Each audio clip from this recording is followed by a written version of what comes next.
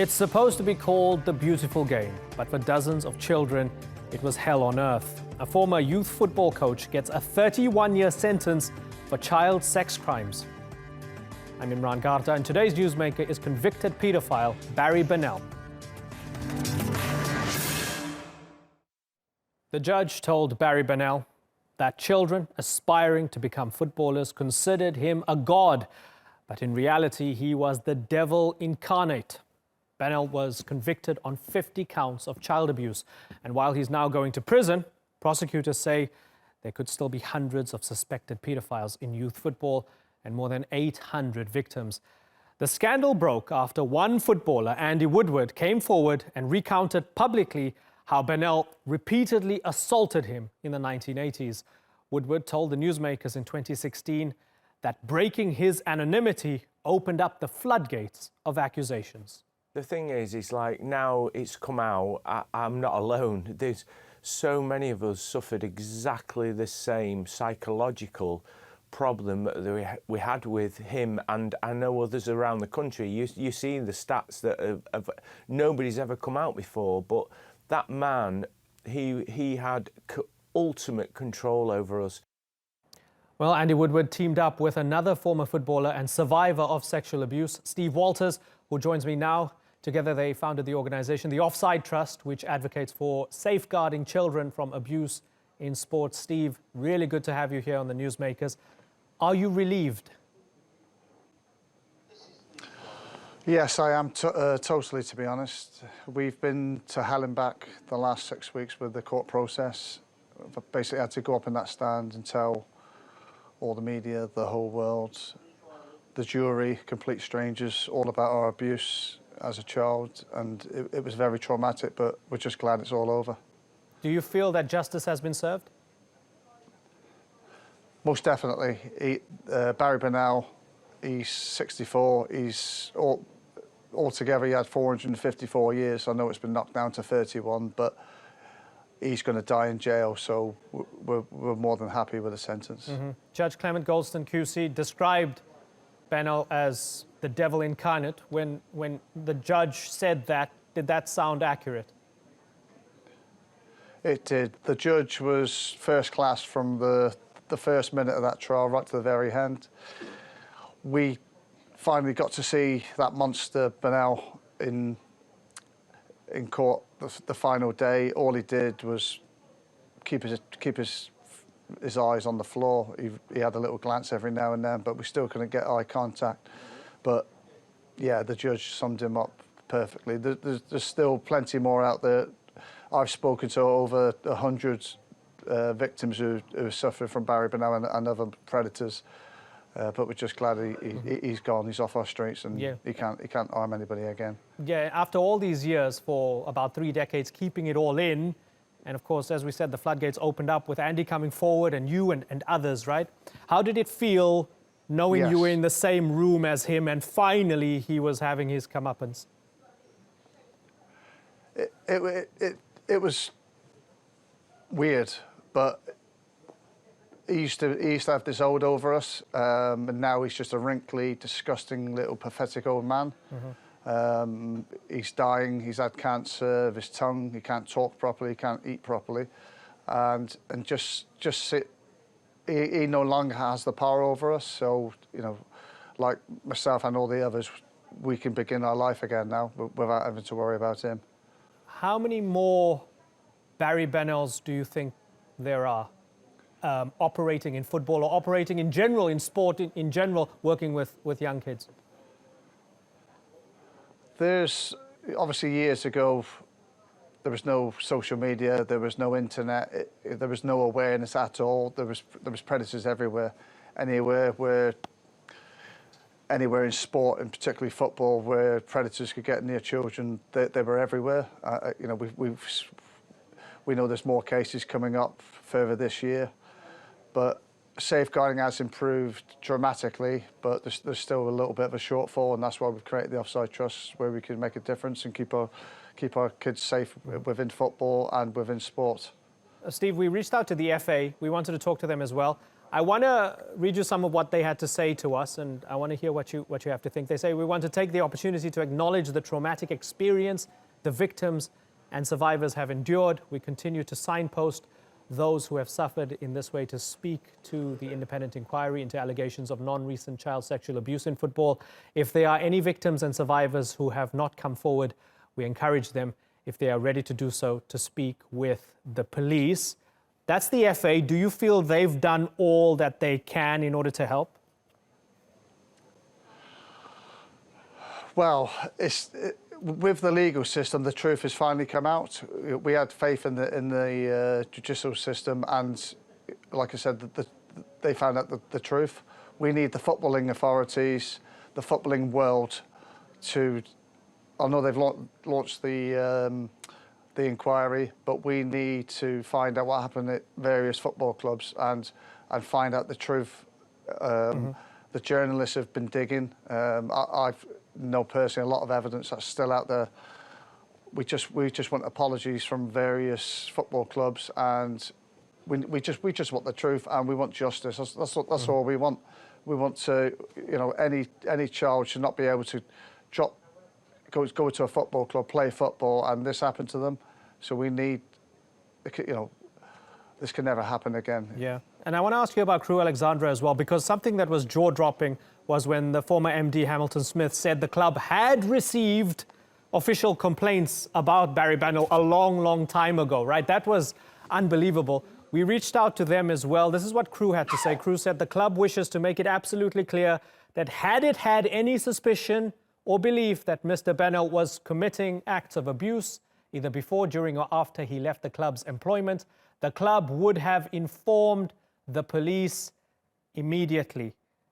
I hate to ask this question, Steve, but do you believe them? I'd rather not comment on Crewe Alexandra at the moment, to be honest. Hamilton Smith was the managing director. I knew Hamilton myself. Lovely, genuine, honest man. He's been brave enough to stand up to Crewe Alexandra and tell the truth. So it's up to the footballing world to, we all know what happened. Come on, there's that many of us. Somebody somewhere must have known. They had meetings, with the management and the board. So, come on. We all know the truth, and hopefully one day they might accept something, and just, we just want an apology. That's all we're looking for. Steve, we've had Barry Bennell and others damage the lives of so many men, such as, yourself, people who've kept it in for so many years and have now come forward. Tell me what Offside Trust is going to do for children and what it's going to do for young people who are in the hands of adults with way too much authority over them in the football context. What the plans for the Offside Trust and what we're trying to do now, we've had various meetings with the FA, the PFA and various organisations. We're looking to make sure that safeguarding improves. It already has since November 2016. The safeguarding at various football clubs has improved dramatically. We've done various work with Everton Football Club, who are the flagship of safeguarding. We're going to make sure it's virtually impossible for any predators to be involved in football. Obviously, at the highest level, it's very difficult now, but we need to make sure it's from the top all the way down to grassroots. Are you changing the culture of those who might have turned a blind eye in the past? Yes, we've definitely done that. What it's education as well with the parents. They need to be asking themselves, when you drop your child off somewhere, who's in charge of the safeguarding? Have they been at the police checks, at criminal records, and so on and so forth?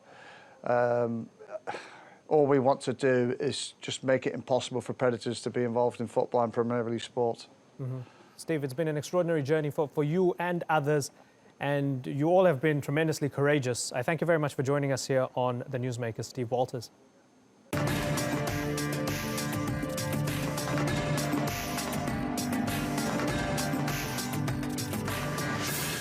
Still ahead on the Newsmakers, death for a Daesh widow.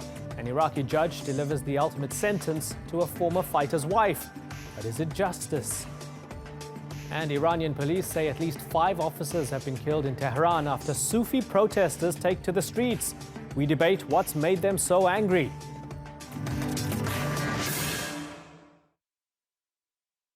An Iraqi court has sentenced the widow of a Daesh terrorist to death. She's part of a group of mostly Turkish women who were arrested in Mosul and Tal Afar. Iraqi forces recaptured those cities from the terror group last year, but it's not clear if the women ever fired a weapon. And in many cases, they say they were duped into traveling to Iraq. They were convicted under a law banning anyone from assisting acts of terrorism. So, is this justice served or unfair guilt by association? That debate in a moment, but first, here's Natalie Pohonen's report.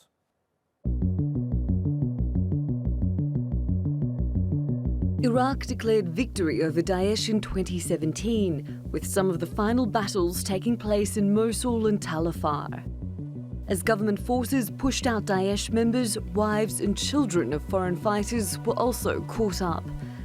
Many of them were placed in detention while the government confirmed their identities. This week, 11 Turkish women and 1 Azeri, all widows, were convicted of terrorism in a Baghdad court.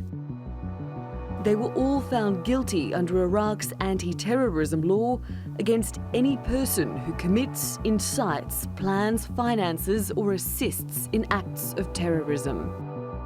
Their lawyers told the court they were duped into joining their husbands in Iraq and had not taken part in any violence. The women also shared their stories with the judges. My husband forced me to come to Iraq by threatening to take away my 2-year-old son if I didn't follow him. I didn't take part in any violent action. I stayed at home the whole time. I thought we were staying in Turkey, but I found myself in Syria, and then my husband took me to Iraq. One 48-year-old woman from Turkey who said she willingly came to Iraq has been sentenced to death. I wanted to live in an Islamic state where Sharia is the law of the land. The other 11 women have been given life sentences. But are these sentences fair if their husbands forced these women to come to Iraq? And what will happen to the other foreign women who are still in custody? Let's open up this discussion and go to London, where we're joined by Sabah Al-Mukhtar. He's the president of the Arab Lawyers Association. And in Baghdad, Ali Al-Nashmi. He's a professor of international relations at Mustansiriya University. Gentlemen, thank you very much for joining us. Sabah Al-Mukhtar, let me begin with you. These women, many of them sentenced to life in prison, many of them sentenced to death for being a part of Daesh and being a part of terrorizing Iraqi society. Were these convictions fair and just? Well, obviously, we don't know the facts of the case. I don't know the facts of the case. However, there are criticism on the Iraqi process, both in terms of the legislature, the proceedings before the courts, and the sentencing. The Human Rights Council and the human rights organizations, Amnesty and the rest, have heavily and seriously and repeatedly criticized the Iraqi judiciary in its application of the law. The trials do not meet the international standards in terms of the representation of the accused by lawyers, in terms of the evidence which was presented, in terms of the due process is not there. It's being criticized heavily. On the legislature side, Iraq has the anti-terrorist law, which is, by all standards of legislation anywhere in the world, it's an unacceptably loose terminology. It's not a law that you can sentence people to death. 3, Iraq is actually probably the 3rd highest country in the world that is putting people to death after China and Iran. And finally, when we look at the situation of these accused women, obviously we don't know the facts of it. However, to try and sentence one to death and other to other prison sentences, it shows a fear of injustice being done. And finally, I think these women, if they have not carried out arms, and I doubt that there were any evidence, but obviously I do not know, people should not be sentenced to death, even if they were part of Daesh. Ali Nashmi, lots of question marks from Sabah Al-Mukhtar regarding the entire process from the beginning to the middle to the end. Doesn't the man make a good point that we can't trust the Iraqi justice system in giving us fair justice when it comes to these women?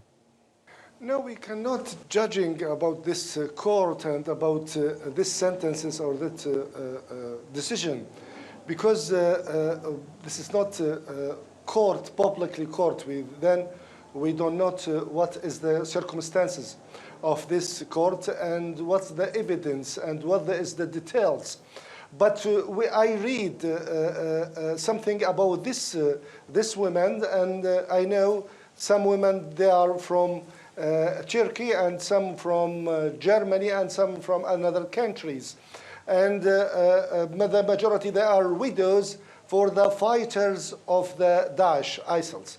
But I read something, and the speaker of this court said, and I asked many judges in Iraq, they said, some women, they said, our husband forces them, and some women say, they forces us, and they say they protect us or prevent us from our children and torture us, and they force us to come to Iraq. Those women, they are sent to the prison, something for 10 years and some of their life prison. But some women, as I read, they say they confess and they believe in the ideology of Daesh. For example, Linda of Germany and another woman from Turkey, they said we believe the ISIL Daesh, and they say we confess, we are carried open, and we fight the Iraqi forces, and we killed, as they say. Those women, they send to the death. But in the results, we cannot judging because we don't know all the details. But there is no lawyer for that woman. When the judge asked that woman, do you have lawyer? They said not. But the court, they put many Iraqi lawyers to defense from this woman. But we don't know. We must read the details, and after that we can take very pictures or suitable pictures about these decisions. Okay, so there's a bit of speculation going on here, but Sabah Al-Mukhtar, in general, in principle, would you agree that someone is more likely to be a candidate for the death penalty if they come forward and say, listen, yes, I believed it, I went to fight in, I went to join the Islamic State, I went to live in Mosul, I wanted to live in the caliphate, and yes, I committed atrocities. If somebody actually admitted to that and being a part of Daesh, that under the Iraqi system, they are a fair candidate for the death penalty, as opposed to somebody who felt they were just duped and sucked into a process by an overbearing spouse? Number one, in the first instance, if somebody believes in Daesh or believe in the Islamic State objectives, and even if they formally announce that they support the view and they formally say that we would fight and all this, this can never be a reason for anybody's death, whatever reason they have, whatever thoughts they have, because freedom of thought is not something that can be punished by a death sentence. This is number one. Number two, the admission by itself, that if somebody says, yes, I did, if one of these women said, yes, I did fight, and I killed 10 or 100 or 1, that is not sufficient for a death sentence. The accused is innocent until proven guilty. And the proof is not an admission alone. There should be sufficient evidence that shows that that person has actually, in fact, committed the crime. That is the only time that you can hang people on. Because if there is doubt, the doubt is transferred to the benefit for the accused. And in this instance, as I said, because we don't have the facts, and this is again one of the problems with the Iraqi judiciary, right. Clearly that trial was not public because the only thing we have is the announcement that they have been sentenced. Yeah, Sabah, there have been some who have criticized the fact that everybody wants to take an extremely humane approach to Daesh widows.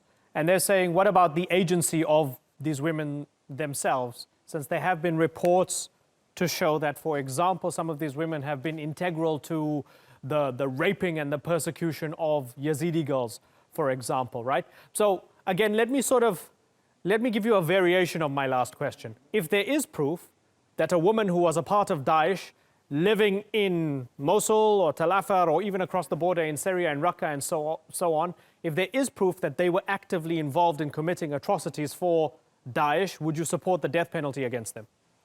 Not at all.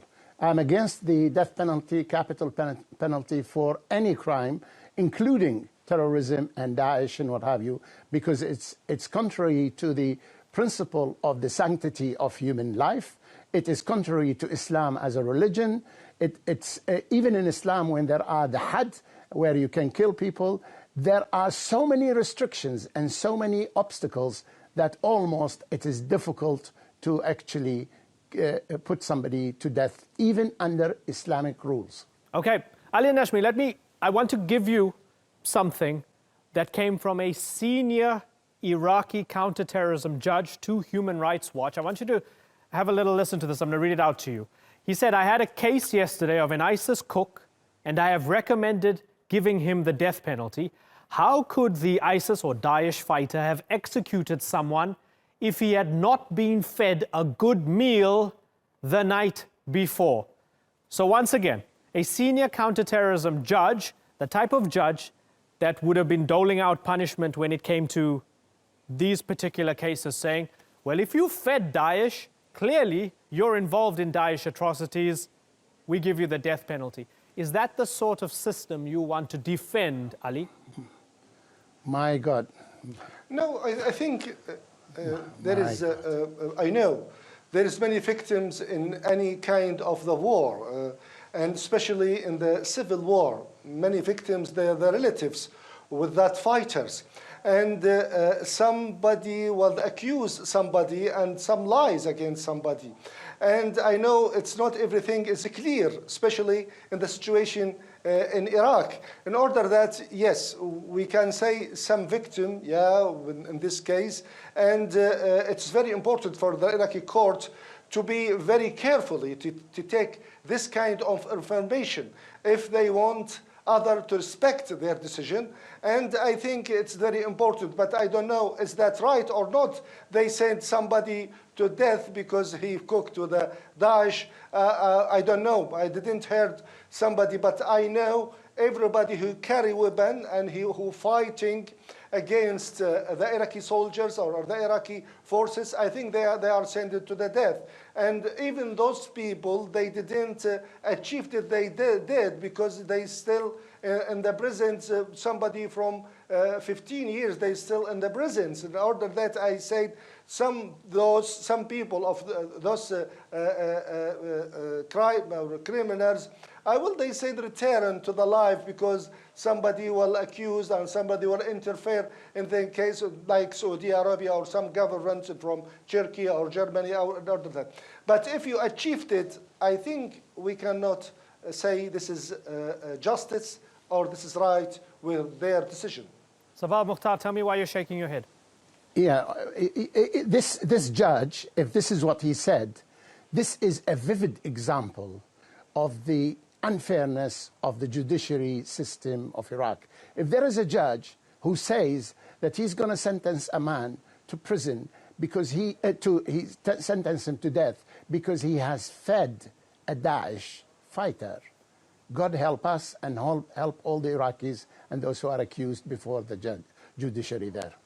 Yeah, Sabah Mukhtar, what about this idea that the Iraqi people want to see vengeance? They've suffered a lot under this group. This group almost swallowed up half of their country. They did terrible things to them. And they want to see militant justice meted out against the people who did these unspeakable things to them and the people associated with them. There's an element of populism here. Does that sit uncomfortably with you? Exactly. This is where things go wrong. Justice is fairness. It is not getting vengeance, because this is an animal instinct which we all have. But the systems of justice prevents the vengeance. And secondly, if there is a vengeance to be taken, you can take it on the fighters who have killed, but you don't go and kill their wives or children or family. And not only that, those in Iraq who have suffered are not only the victims of Daesh and ISIS. The government and the militias have killed many more people than ISIS did. The militias, which the government support, has destroyed 8 major cities in Iraq and made its population, all of them are displaced refugees. And that is not justice. Ali, after everything we've heard here, is it even possible for Iraq to have reconciliation and a sense of peace in the immediate future? Yes, I believe, because the people in the places, they saw the war, the civil war, and they saw what is Daesh and why is the sectism and the radicalism, what the end of that radicalism. They destroyed their cities and they killed their friend and their neighbor, and so they lost the lovers, and they lost their husbands and the father and mother, in order that that people, they understand the lesson. And I think the Iraqi people, they understand the lesson from that civil war. And I think that will be very good base, very good ground to reconciliation in the future, because both sides saw the end of that kind of sectarianism. In order that, yes, I believe, but it's that need the government do harder and do work, they change their policy and return the infrastructure in their places. After that, we must return to stay, to sit on that basis and return to understand and to study what happened, why that happened, and what is the reason. I think in the future, the Iraqi people, they will do that. Okay, so Sabah Mukhtar, we've seen the Iraqi government try to get donor money in. It's asking for billions of dollars to rebuild the country physically. But what about the sectarianism, the extremism, the long memories of pain and trouble? Whether you were a Shia who was affected by Sunni violence or a Sunni affected by Shia violence and so on, is Iraq ready, and does it have the right leadership to lead it down the path of reconciliation, in your opinion? No, unfortunately, the answer is no, because there are all the requirements for reconstruction do not exist. There is corruption in the government, there is sectarianism, there is nepotism. The Iraq is at the bottom of Transparency International. The government which went to Kuwait to try and raise money, I've seen the list of the projects which the government has announced. Not a single project is in the destroyed area. Therefore, it is not a reconstruction. It is an attempt to get investment in Iraq, and they have failed in doing that simply because the people who were going to offer the money wanted conditions that are acceptable, that is safety and security and proper government, do not exist. So, and this is even how the Vice President Ayad Allawi in Iraq has described this attempt. So I don't think we are heading that way, unfortunately. The suffering of the Iraqi people looks like it's going to continue for a little while yet. Okay, so one person more optimistic and one more pessimistic. Gentlemen, unfortunately, I have to move on. But I do thank you both for joining us here on The Newsmaker, Sabah Mukhtar and Ali Nashmi. Thanks again. It started as a peaceful sit-in that soon turned violent. Members of an Iranian Sufi minority group held a rally in Tehran demanding an end to police harassment and discrimination. But Gonabadi dervishes were met with tear gas and batons. Police say the night ended with the death of 5 officers and the arrest of 300 people. Was this a one-off event or yet another wave of unrest in a country not known for its open displays of government criticism? Vanessa Keneally reports.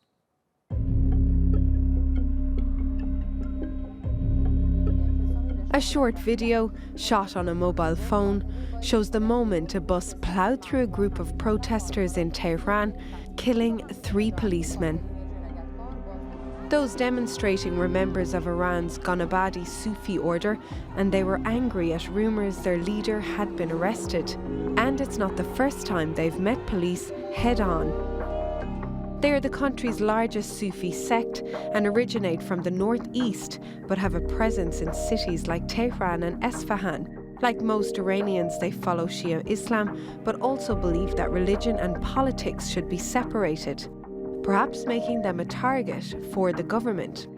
According to the Center for Human Rights in Iran, scores of Sufis have been injured or arrested in the past 2 months. They're just the latest people caught up in Iran's biggest protests in a decade. Tens of thousands of anti-government demonstrators took to the streets in recent months as people demand an overhaul of the economy.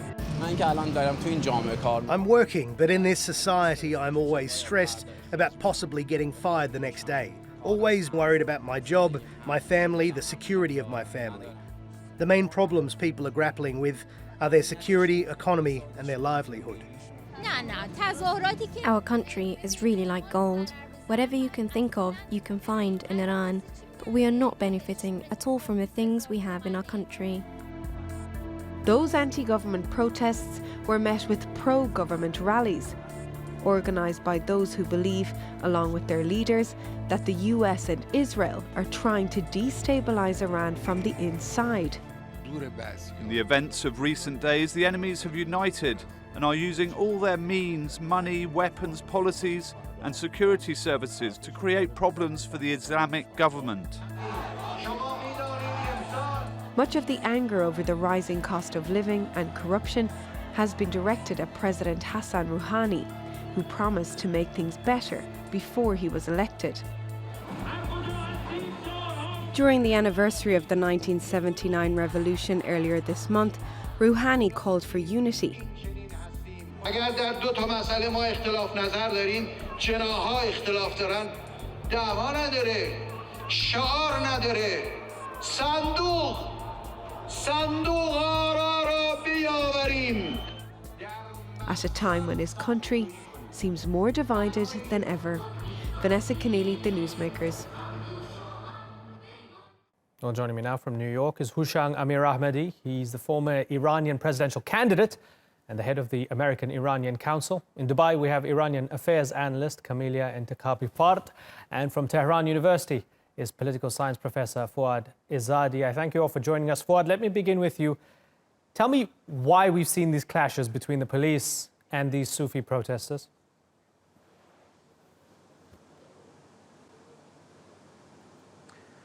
Well, I think it's the word clashes could be modified a little bit.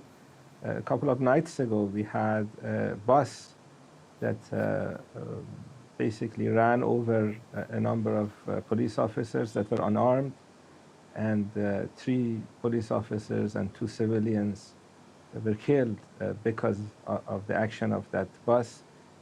On the same night, we had a car again running over people, and this is not clashes. This is basically ISIS tactics, using cars as weapons, and we have a difficulty with that. This is a problem. Of course, there were crashes before, and the incident started from a rumor. The rumor was passed that a Sufi order leader was going to be arrested, and some of his followers came to his house because of that news, and it started basically creating disturbances, breaking windows, breaking cars, sort of as a disobedience of showing their disapproval of the idea of their leader being arrested.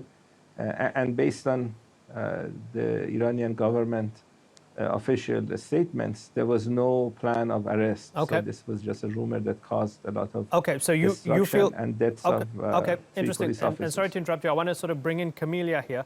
So Fouad feels there was an overreaction from this group, and he says these were not clashes. These were ISIS type tactics from them, ramming over security forces and police officers.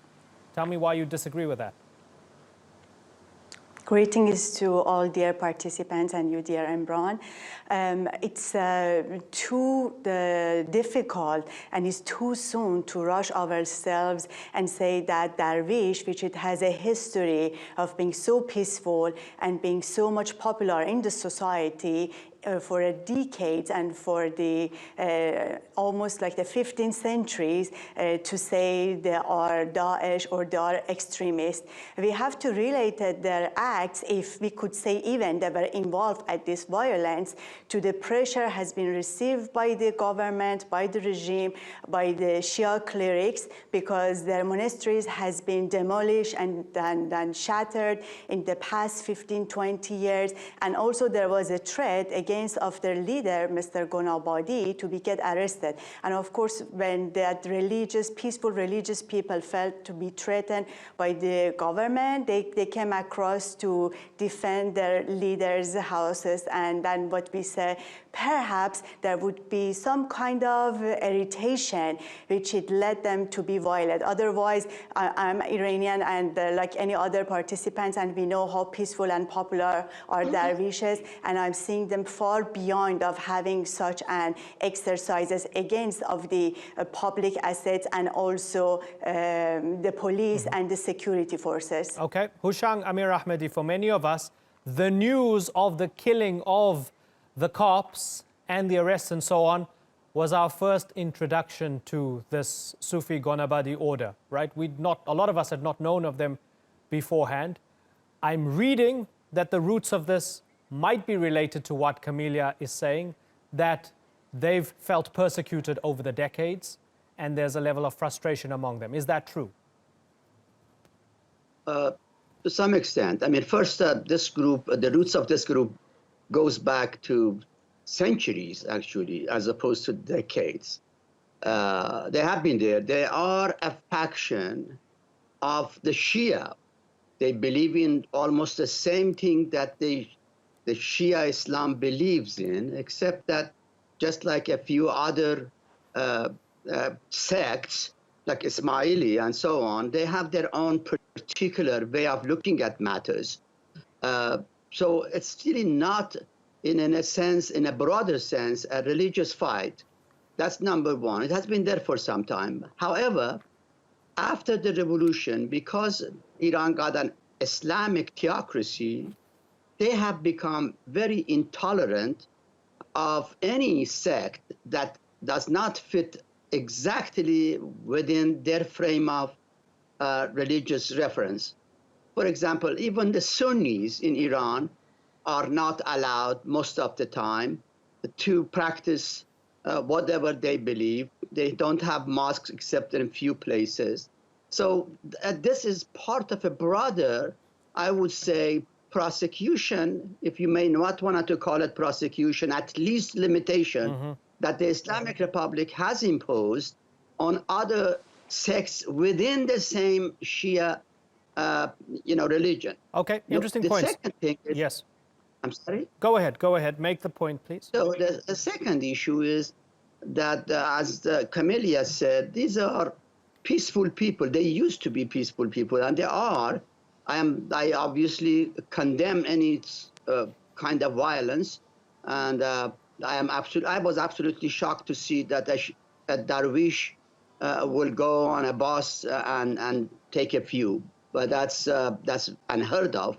I don't know what happened to this man. It's just as an Iranian, I can't even understand that behavior from a Darwish. Look, the third point I wanted to say is that I believe this matter comes from a sect within the Shia, we call it Hujjatiyya. And the Hujjatiyya within the broader Shia framework is a very intolerant sect. And they have been after almost every sect that they don't believe in, they don't like. And that includes, the Ismailis, the Gonabadis, the Baha'is, and you name them. Right. So again, this is part of a broader problem that the religious minorities have under this Islamic theocracy. Okay, so Fuad, what we're hearing from the other two is that this is symptomatic of a general intolerance. They're making the point that these guys are Shia, they buy into the system, but they have some nuanced differences. And over the years, looking at the track record, their mausoleums being bulldozed and the Basij attacking their sites and so on, it seems as if there's no space for them spiritually and politically in Iranian society. Is that fair? Is that true?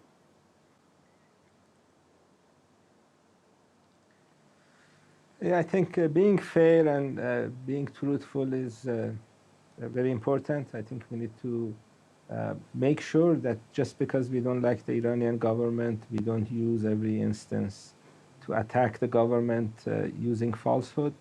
The person that used the bus to kill 5 people was arrested, and if Iranian government did not follow due diligence in its judicial process, the person should be hanged by now. But the person is not. He's going to go to a court, and he's going to basically receive the justice that he deserves if he's found guilty. And if he's not found guilty, then that's going to be another matter. Using this instance to basically attack the Iranian government is not really a good idea. The Sunnis in Iran have representatives in the Iranian parliament. They have representatives in the assembly that elects Iran's leaders. We have ambassadors that are Sunnis. We have different government officials. The Sunnis are a minority in Iran, so they are not going to hold the majority of political posts because they are a minority. But they're respected, and in fact, both Shia and Sunni Sufis like Iran because the Sufis are among the Islamic sects that are attacked by the Takfiri Wahhabi sect. The Takfiris hate Shias and also they hate Sufis. And we have over 50 major Sufi tariqas or schools in Iran. All of them live peacefully. Fuad, if you don't mind. The Gonabadi sect. If you don't mind, and my apologies. Is a sect that. Just fold in what you're going to complete here into the answer to this question here. Let me ask you about the UN Special Rapporteur who reported in March last year, a year ago, that members of Sufi groups in Iran, quote, continue to face arbitrary arrest, harassment and detention and are often accused of national security crimes. Is the UN Special Rapporteur wrong? Yeah. You know, the Special Rapporteur that actually passed away a few days ago liked to get all her information from the opposition, from the people that you have interviewing in Dubai and New York and others.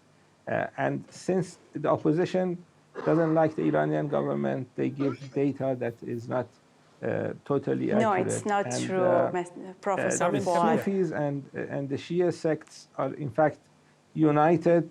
Yes, you can speak when your turn comes. Okay, it's her turn now. They are united Fuad, against the Takfiri Wahhabi sects because they attack them. So let's, Camelia, Fuad's made some accusations towards you. Come in, Camelia, defend yourself.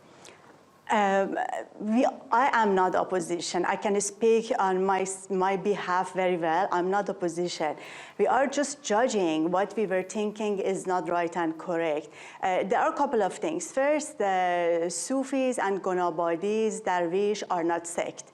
They are Shia and believe on 12 Imam. What do they believe and makes them different with the reading Islamic Shiism from the government point of view is the separation between the politics and Shiism or Islam. They don't believe the government have to be led by a Shia government or an Islamic government. This is the difference between their belief and the reading of the government about Islam.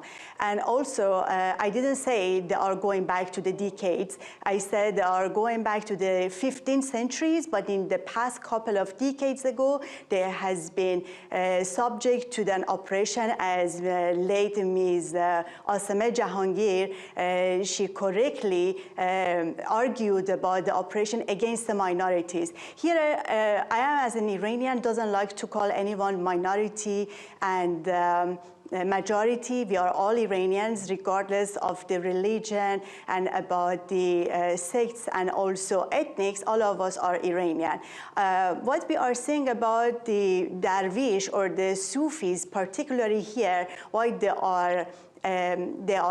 has been subjected to the oppression, I can see the organization is matter to the government. So I would like to talk about the environmental activists, which less than 2 weeks ago, a few of them have been arrested, and Mr. Sayed Emami accordingly said to be committed suicide in the prison.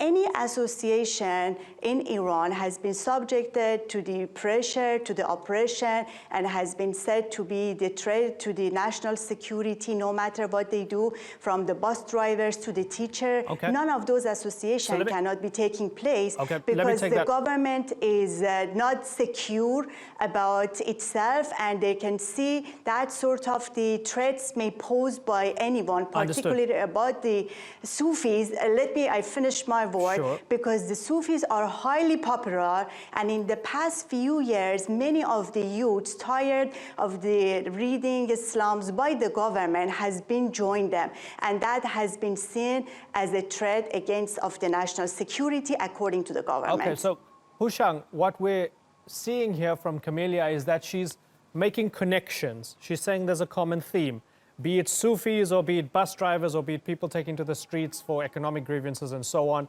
She puts it all in the same basket as the Iranian government not finding it okay to disagree with it. Is that correct, or is she making connections that don't exist? She is correct in the sense that this trend is real. I mean, the founder of the Islamic Republic, the late Ayatollah Khomeini, very explicitly and clearly said that under the Islamic Republic, all religious minorities are going to be free to express and practice. This is a direct quote from the founder of the Republic. And I can give you exact quote reference if you wish. But unfortunately, over the years, this particular view of the Islamic Republic has changed. And a lot of the Islamic Republic's ideas, promises have over time been changed, and the Republic now, instead of being a revolutionary and Islamic and Iranian, it's none actually. It is, I very much respect Fuad because I have heard him speak a lot, and he is a very fair person. Unfortunately, he's being very conservative in speaking out, because I know he speaks out, and I have always stood in his side when it comes to the nuclear issue and some other matters, but I don't know why he's being so conservative on this matter. Okay, so let's ask the fact is the Islamic Republic has changed, that this republic is not what it used to be. Okay, so Fuad, the Islamic Republic of Iran is going against Ayatollah Khomeini's wishes, according to Hushang. You're not being as pluralistic and diverse as even he wanted it to be, which might surprise some. What do you make of that?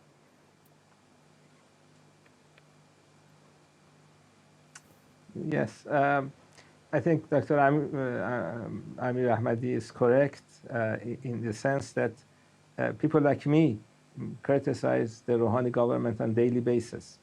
And then I come and talk to you, and then tomorrow I do another interview.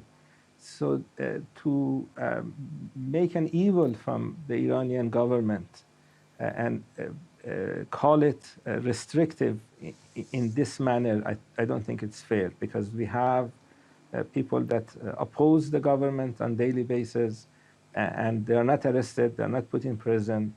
The Iranian government does react to someone who gets on a bus and kills people. And I think the Turkish government does that, and any other government does that. So security is important. Iranian police is unarmed when they see demonstrators. And the fact that you could get 5 people killed is because the Iranian police that was present there could not defend themselves with firearms. That's why you have all these deaths. I think we have to be fair. If you want to, your viewers are not generally Iranian, so they can have a test. Dr. Hushang Amir Ahmadi is interviewed on Iranian press every week. So they can Google his name and they can see, they don't need to read Farsi. Okay.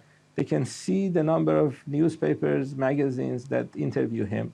And based on what he said today, you can make that he is not a supporter of the current government. So I think we need to be fair when we speak. Okay. Unfortunately, Fuad, Hushang and Camelia, I've got to move on. I'm sorry, sir, I really have to move on. I hope you'll all join us again on the Newsmakers in the not too distant future. Thank you very much for joining us tonight. That's all for this edition of the Newsmakers with me, Imran Garta. You can check out more of our stories on YouTube, Facebook and Twitter. Remember to like, follow and subscribe. Until next time, thank you for watching. Bye-bye.